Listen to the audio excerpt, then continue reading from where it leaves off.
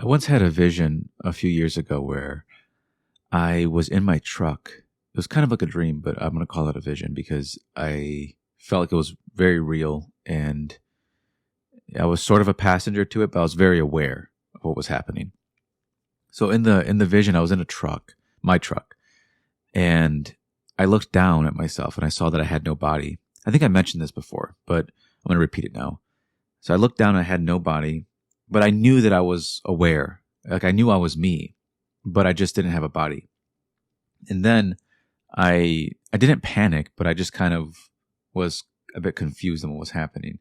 And then eventually I was just like shot out of the truck and I was put into like a void where there was nothing. It was completely, yeah, I guess you can call it pitch black, but yeah, it was like I had no body and I had no environment. I had nothing. I just was aware. And then I got really excited and then I wanted to create. And it took me a while to like, I'm still actually dissecting this vision. It's been a few years and I don't even think I've explained it the way I wanted to yet. I think I'm going to think about this for a couple more years. But what's confused me about it, or what it showed me, is that I was aware in spite of an environment and a body. And when you look at our lives here in the physical world, that's where we get our identity from, right? We say, I am, a male. I am, whatever, poor, or I'm rich, or I'm whatever the environment is showing. Like these are, we think that that's ourself. That's the truth of ourself. But really, we're the awareness behind all of that, right? You can't really be in, this is like kind of where things that used to matter to me, I guess, it's not that they don't matter, they're just not of the most importance. Like intelligence was something that, people want and look for. And what this kind of vision showed me was that you can't even be intelligent unless you're aware. It seems like awareness is more important than anything. It seems that the awareness of being is the key. And then you realize Neville's book is called The Power of Awareness, right? It's not the power of intelligence, it's the power of awareness. Not the power of knowledge, it's the power of awareness. Right? If you are your awareness, like let's say tonight you have a dream and you are actually in that dream, you would claim that you were there. Now, one could say, well, you weren't really there because your body was, but that's if you are identifying yourself with the body. If you're the awareness inside the body, you were exactly where you were in the dream. That's exactly where you were at. You became aware of that dream. And you are the awareness. So, and yeah, that's why you were there. And that's how I see things. So I see things, that's what the dream showed me. It revealed this to me. I say it's a revelation because I didn't sit down and choose this. I didn't read a book about it. It just happened. And so it was like revealed. And I didn't understand it. I'm still not understanding it fully, but I'm getting there more and more. And yeah, so when you don't have a race, or you don't have a body to put a race on it, or you don't have like a body to be called beautiful or ugly, or you don't have a body, then all those kind of go away. And then if you don't have an environment to pick apart as well, your identity, then what are you really left with? Right? And you'd be left with just your awareness. That's all that is. And that is where your worth is at. So your worth is not dependent upon what things you gain in the world, right? It's not dependent upon this world at all. It's not even dependent really upon your body. It's dependent on the fact that you're aware. The fact that you exist is why you're worthy. Anything else is a false. Anything else that tries to remove that idea is false.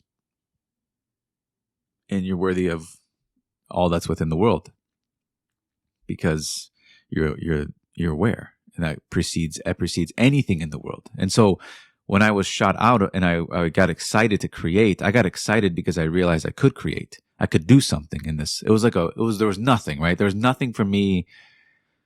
I was just aware and there was nothing for me to do. There was no environment. I had nothing. There was no Play-Doh for me to play with. There was nothing.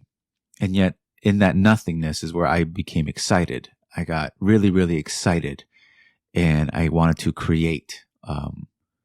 But right when I started to create, that's when the vision ended. It ended right there. Right when I got really excited, I saw out of the void, I saw a small circle opening up, getting bigger, and it kind of looked like this world, almost like I was creating it. And then it ended, and then I woke up in my body, and I was back here. And this happened years ago, but I just didn't have the. I just want to share it again because I don't think I'm interpreting it well. But yeah, our awareness precedes anything in the physical form. Anything. We're always going to be aware. So our bodies will die. Yes, they will die, just like the trees around us will die. Everything around us will die. But we won't. We're the awareness that was in the body. We took upon the flesh. We did. This body is really, someone said it in the last live, a fleshly statue that we took upon it. That awareness actually became us. And it created out of nothing. That's what it showed me. But I was one with it, and I was it. And yet, at the same time, I felt like I was a passenger to what it wanted to do to me, right? It shot me out. It got rid of my body. It took my environment away from me. Even though technically it is me doing it because it's happening all within myself, it doesn't feel that way. It felt like it was happening to me. It was being done to me by something else. But it is me. And I'm one with this thing. And this thing seems to, it's the greatest mystery. That awareness is the fundamental reality. Everything else was created out of this nothing. Out of this awareness, I should say. That's all that was there. There was no environment. There was no body. It was just awareness. And that is the power. And so we need to change what we're aware of being. That's what Neville's trying to get across. When he says self, and he says, we have to change, nothing to change but ourselves. And then he'll say something like, imagination is my real self. He says real self. He's hinting at the idea that we're not our bodies. He's hinting at the idea that you're not your job. You're not the things your parents told you. You're not the things anyone has told you. You're not really anything at all. You're just aware. That's what you are. And after that comes secondary. This is why awareness is more important than intelligence or knowledge. You have to be aware.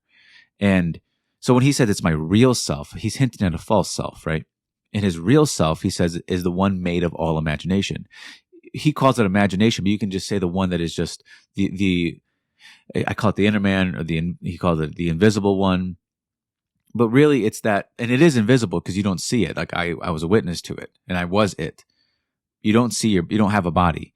And it feels like it is you. It's you without anything. And that is your real self. That is the one you need to bring into whatever dream you're dreaming about to make it feel real to you. You have to bring yourself present to the dream. You bring that awareness of being to a dream inside of you, and then it feels real to you. Until then, until you occupy it, it's going to feel fake.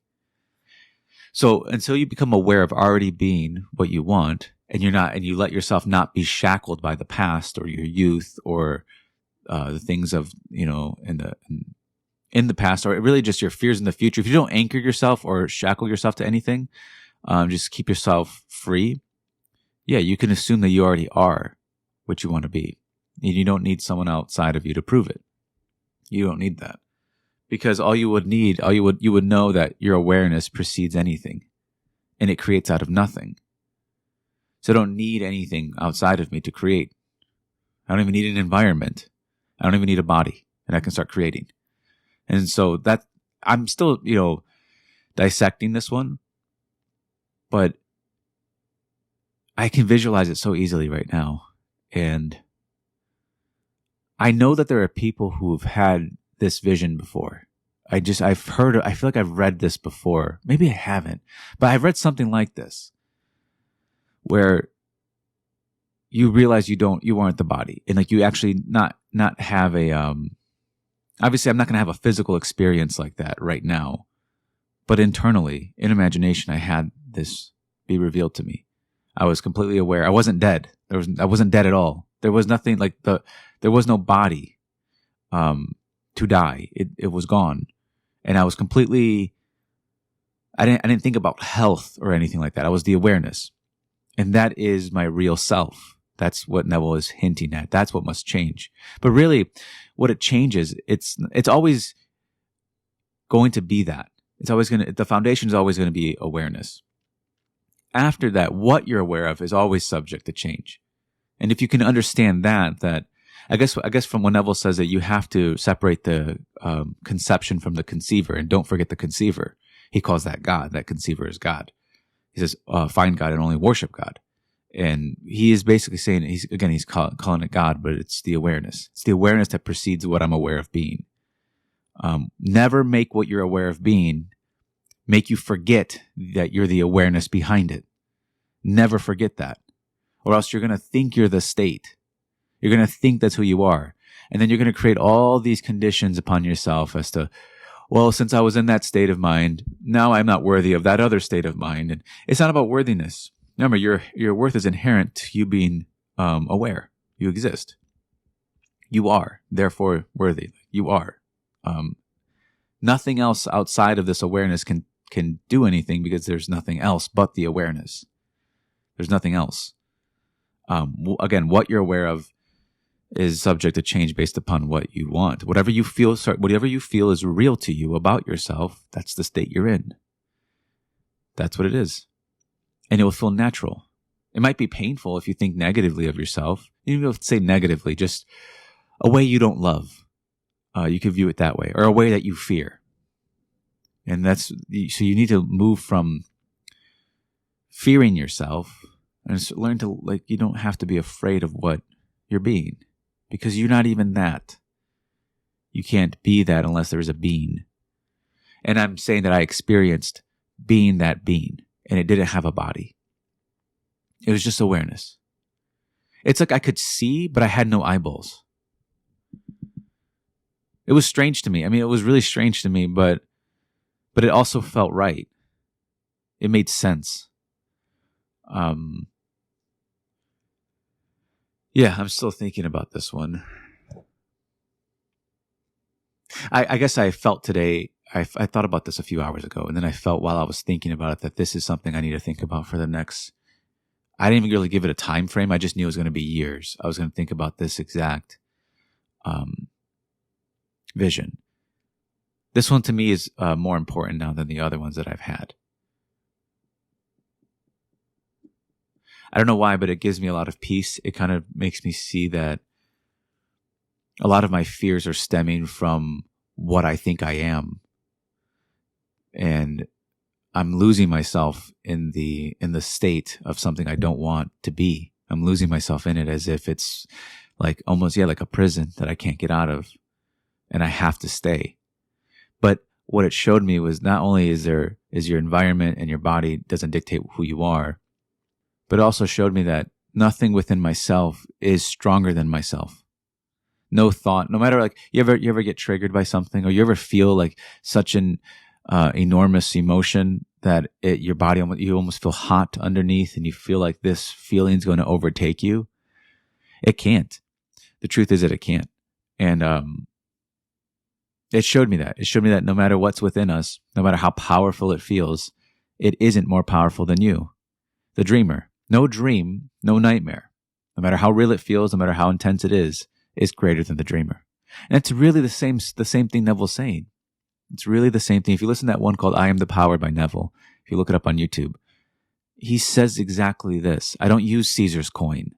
So it says, come, eat without a price, buy it with no money, as it says in Isaiah. So he says, buy it without price. So it's not Caesar's coin that I'm using. What am I using? My own awareness of being. That's what I'm using. That's the true coin. It's what am I aware of being? And you can be aware of being many things, and you can change what you're aware of being all the time. It's like a clay. You can mold your own awareness however you want. And yeah, I'm still going to think about this, but I'm curious on your guys' thoughts. But yeah, I'm trying to think if I want to add anything. It's already been a little bit long of a video. No, I'm just going to end it here. But yeah, I mean, again, thank you guys for the support. If you don't know, I updated the series that I wrote a few years ago. It's in the description. and I do live streams. I'm trying to think about everything. And if you're curious about that, just go to the description. It's all there. But okay, I will see you guys on the next one.